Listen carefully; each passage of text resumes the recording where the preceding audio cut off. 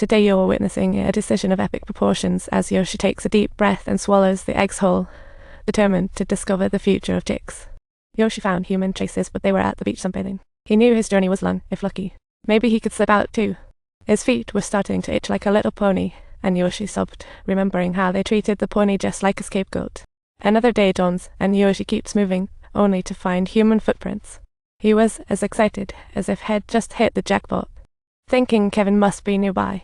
But when he spotted those eggshells, only then did he realize he was really going in circles. He lost his mind, yelling, "Why alone?" scaring his dad away, a millionaire's dilemma. Carl said rivers are best friends, so he'll follow it to a better homeland. As torrential rain fell, Yoshi dozed at the mountain's base, dreaming of Las Vegas, feasting lavishly. Surrounded by beautiful just-at-water models, laughter turns to rain as it suddenly pours down. After the rain, a father-son duo found sleeping Kevin by the river, a heaven-sent hero.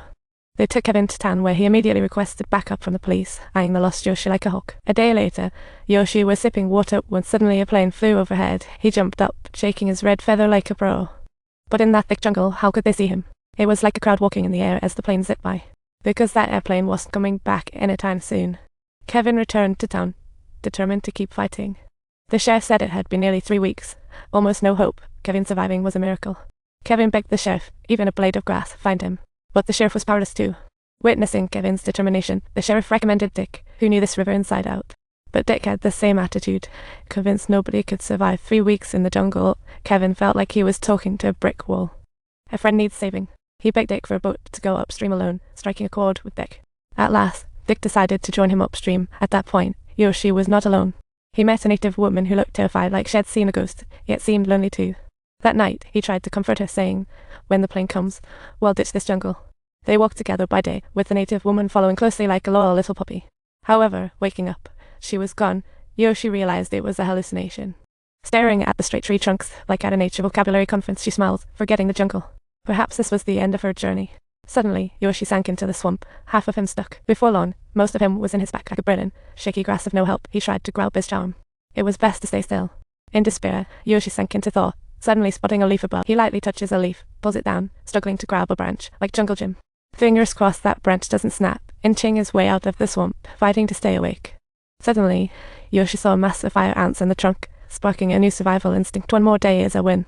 He shook the trunk, ants raining down, jolting the weak Yoshi back to life. Eventually, Yoshi reached the Amazon River and finally found an open spot to signal for help. Hoping the plane would fly by again, talk about a lucky shot. Yoshi spotted a turtle. Too weak to hunt, food came to him. His inner struggle began. He said to the turtle, "I'll let you go. You're alive, this is the essence of life."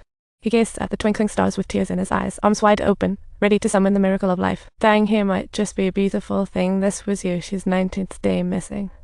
Kevin and Dick, after days of searching, arrived, but the Amazon was rising. They had to leave now. Kevin had done his part as a brother. Maybe Yoshi's in Antarctica. They completely overlooked that signal for help and hopped onto the boat back. Just then, Yoshi woke up under the rocks and saw Kevin looking for him, wondering in his mind, is this another hallucination?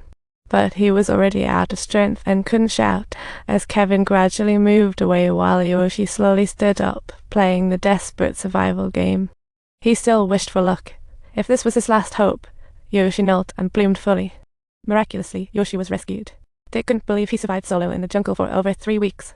Lying on the boat, Yoshi smiled satisfactorily as it sailed the beautiful Amazon River, just ahead of the rising waters as they returned to Dick's town, and people couldn't believe this guy was still alive. Yoshi guzzled water while the elders prayed for him. This is a true story. Yoshi and Kevin returned to La Paz but missed Carl and the pony. Kevin spent weeks searching in vain. They never showed up again. Later, Carl was found wanted. He had guided others too. To this day, no one knows why he chose Yoshi or why he led them into the jungle. It remains an unsolved mystery. Don't forget to subscribe for more exciting content.